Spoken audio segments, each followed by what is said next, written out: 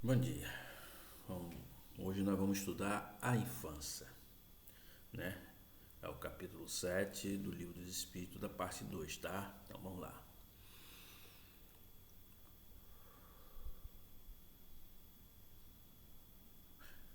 Bom dia, Espírito presente aqui. Estamos agradecidos, Senhor, por essa oportunidade desse estudo, oportunidade de poder ajudar esses nossos irmãos que são trazidos aqui. Muito obrigado por tendo, por estar tendo essa oportunidade de ajudar. E sendo assim, damos por iniciado o nosso estudo de hoje. Que assim seja e assim é. Então, meus irmãos, nós vamos hoje falar sobre a infância, né? Então, na 379, pergunta assim: é tão desenvolvido quanto de um adulto o espírito que anima o corpo de uma criança? Hoje o espírito responde: pode até ser mais, se mais progrediu. Apenas a imperfeição dos órgãos infantis o impede de se manifestar, obra de conformidade com o instrumento do que dispõe.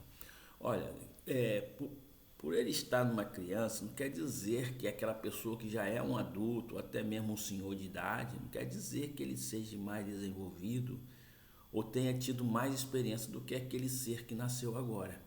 Aquele ser que nasceu agora pode ser que teve muito mais existências aqui, muito mais vivências, é, muito mais é, muito mais assim desenvolvido do que aquele espírito que já é um adulto, porque ele tem que vir criança, porque é assim que se entra nesse nosso mundo aqui, como criança. Não foi assim que Jesus veio, não foi assim que Maria veio, não foi assim que eu vim, não foi assim que você veio.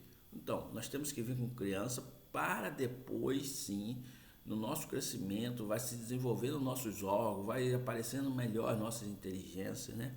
Apesar que já tem criança que você já nota já uma certa inteligência, mas mesmo assim ele tem a pureza, ainda tem aquela coisa de criança ainda, né? Ele ainda não se desenvolveu ainda, ele não maturou ainda, ele não se mostrou quem ele é ainda, ok? E na 380 ele pergunta assim: abstraindo-se do obstáculo que é a imperfeição dos órgãos, opõe a sua livre manifestação. O espírito numa criancinha pensa como criança ou como adulto? Ele responde: desde que se trate de uma criança, é claro que não estando ainda nela desenvolvida, não pode os órgãos da inteligência dar toda a intuição própria de um adulto ao espírito que a anima. Este, pois, tem efetivamente limitada inteligência, enquanto a idade lhe não amadurece. A razão, a perturbação que o ato da encarnação produz no espírito não cessa de súbito por ocasião do nascimento, só gradualmente se dissipa com o desenvolvimento do órgão. E ainda completa assim: há um fato de observação que apoia esta resposta. Os sonhos, numa criança, não apresentam o caráter de um adulto. Quase sempre pueril é objeto dos sonhos infantis, o que indica de que a natureza são as preocupações dos respectivos espíritos, né? Então, gente, a criança, ela ainda não tem seu órgão desenvolvido, então ela vai pensar como criança, ela vai querer brincar, ela vai querer ter perguntas infantis, apesar de nós termos crianças aí que já têm um desenvolvimento. Por exemplo, tem agora um menino agora que ele fala sobre medicina, né? Fala sobre como se fosse um médico já formado, mas você vê a voz dele é de criança, a atitude dele é de criança, as brincadeiras dele são de criança, mas ele ainda não está totalmente desenvolvido, mas já nota que é um espírito que veio numa rapidez, né? Ou seja, a reencarnação dele foi muito rápida, porque ele ainda se lembra da coisa de outras vidas ainda, ou da outra vida que ele teve aqui, né?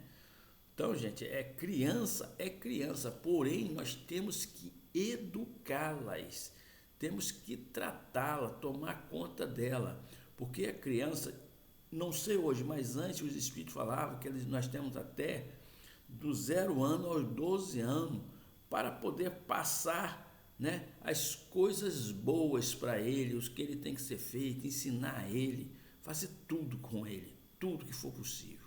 que a partir dos 12 anos começa a personalidade dele fluir, começa a aparecer o verdadeiro eu dele.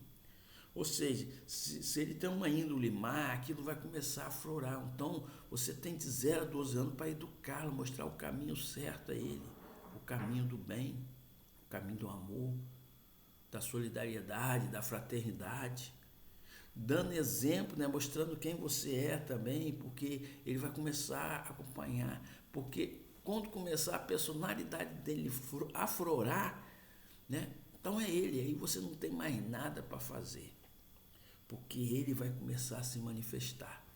Por isso, a gente olha uma criança e fica com pena, né? Mas o que nós temos que fazer é mostrar o caminho certo a ela, porque quando aflorar o eu dela, aí é ela. Aí ela vai ter aqueles ensinamentos que você deu como base, ok? Na 381, pergunta assim ainda. Por morte da criança, readquire o espírito imediatamente o seu precedente vigor? Ele responde, assim tem que ser, pois que se vê desembaraçado de seu invólucro corporal. Entretanto, não readquire a anterior lucidez, senão quando se tenha completamente separado daquele votório. Isto é, quanto mais nenhum laço exista entre ele e o corpo. Então, gente, quando o espírito desencarna, independente se é criança ou adulto, o espírito volta a si. Aí você vai falar assim, mas lá do outro lado tem crianças. Sim, muitas vezes o espírito ainda está confuso e muitas vezes ele não quer ainda se tornar adulto, ele prefere ficar naquela sua última roupagem que ele desencarnou. Isso aí ele quer. Então, por isso que muitas vezes você fala assim, no Umbanda existe herês, né? O pessoal pensa que herês é a criancinha, não é herês, são espíritos evoluidíssimos, são espírito, eu vou dizer, quase o mais completo que tem. Tanto é que Jesus fala, deixe vir as minhas criancinhas, deixe vir as minhas criancinhas, né? Porque Jesus já sabia que aquelas crianças eram muito evoluídas. Esses herês e beji, como se fala, né? Eles são muito evoluídos, muito mesmo.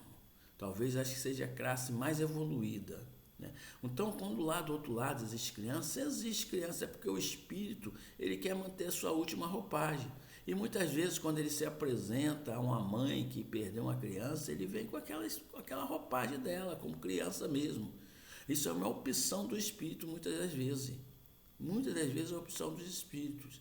Eles querem ficar assim ainda. Ok? Então vamos ficar por aqui e agradecer a espiritualidade por esse estudo, ok? Vamos lá. Obrigado, bom espírito. Obrigado pela presença de vocês. Obrigado por esses nossos irmãos que são trazidos aqui. Muito obrigado a nossos bons espíritos que nos sustentam, que nos ajudam, que nos orientam. Que nós sabemos que muitas vezes nossas vidas são dirigidas por esses nossos irmãos espirituais. Muitas vezes nós estamos em dificuldade, com situações difíceis e eles nos ajudam. Nós temos que fazer a nossa parte também. Então, fico aqui nosso agradecimento, nossa gratidão. Sendo assim, damos término ao nosso estudo de hoje. Que assim seja e assim é.